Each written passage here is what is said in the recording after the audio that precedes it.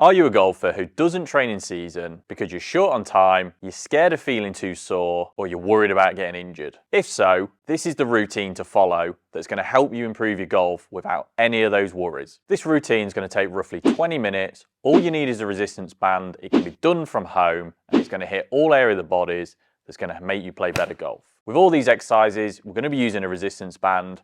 Now, depending on your physical capabilities and experience, you need to use a strength of band that matches you. Naturally, you can progress to strength as you get better. We're going to do 3 sets for all of these with roughly 60 seconds rest in between. The first exercise we're going to do is focusing on some flexibility through the upper body. So all we're going to do is go into a half kneeling position.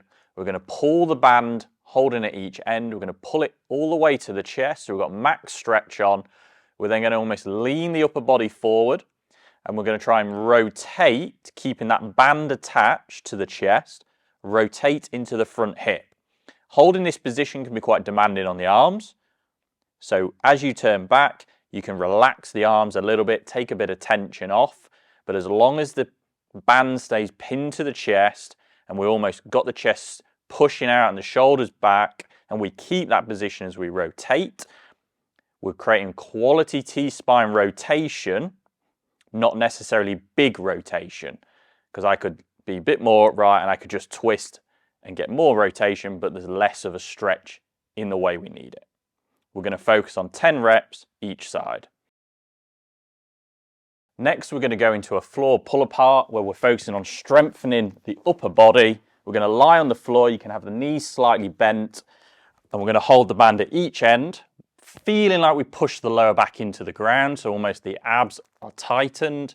And all you're going to do is pull the band apart, hands to the ground, or as far as you can go, with the feeling of pulling the band into your chest and holding for 2 seconds.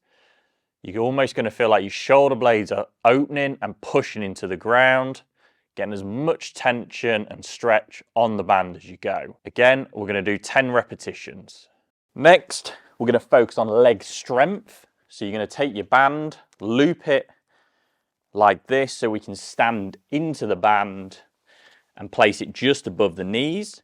We're going to go into a squat setup, so feet slightly open, shoulder width apart, and we're going to try and push the band apart with both the knees.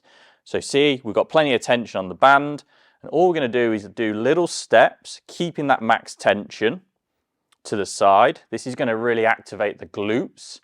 We're going to do roughly 5 repetitions, and then from here on the spot, we're going to do a good quality squat, pulling the band as we go.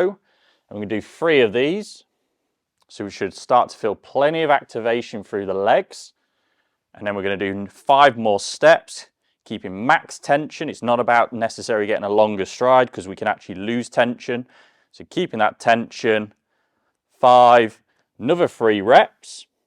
And then we're going to repeat that 1 more time, and that will be classed as a full set. Okay, next one, we're going to focus on a tall kneeling torso rotation. Now you're going to need something to attach your band to that's stable and strong. So all I'm going to do is grab the band in the middle. I'm going to pull it with plenty of tension. So I need to get far enough away where there's tension on the band. A tall kneeling position is where my toes are pushed into the ground. I'm on my knees and I'm stood as tall as I can, almost like the hips are locked forward. From here, I'm pushing the band out about 3/4 of the way. Now what I'm going to do is slowly try and rotate, keeping a triangle between the center of the hands, the chest. So you see I'm turning. That's almost twisting my torso, that rib cage. And then I'm rotating back up. And we go a little bit further on the way up, so we're almost rotating more. But we don't want to lose that triangle connection. So I don't just want to pull the arms across. So almost trying in a controlled manner, trying to feel like I keep the triangle and just create that quality torso rotation without losing the tall kneeling setup, meaning I have to stay strong in posture and through the core. We're going to aim for 8 repetitions each side. And the final exercise, we're going to focus on a staggered stance hip hinge. This is going to be great for hamstring strength and glute, but also flexibility in the hamstrings.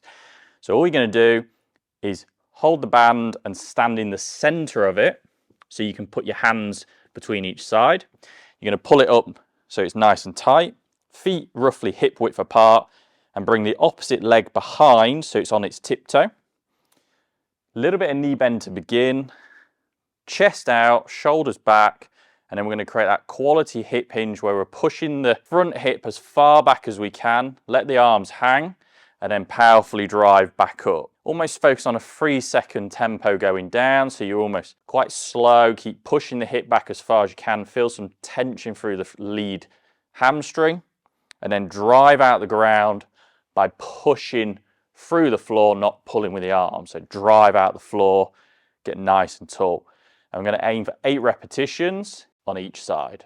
Applying this routine 2 to 3 times a week, because it's short, because it's not super high intensity, but it's still giving you good flexibility, it's still giving you good strength. All those concerns about how it'll limit golf performance are going to be removed, and we'll get all the positives. If you found this routine useful and you want to progress it for in the future, watch this video next.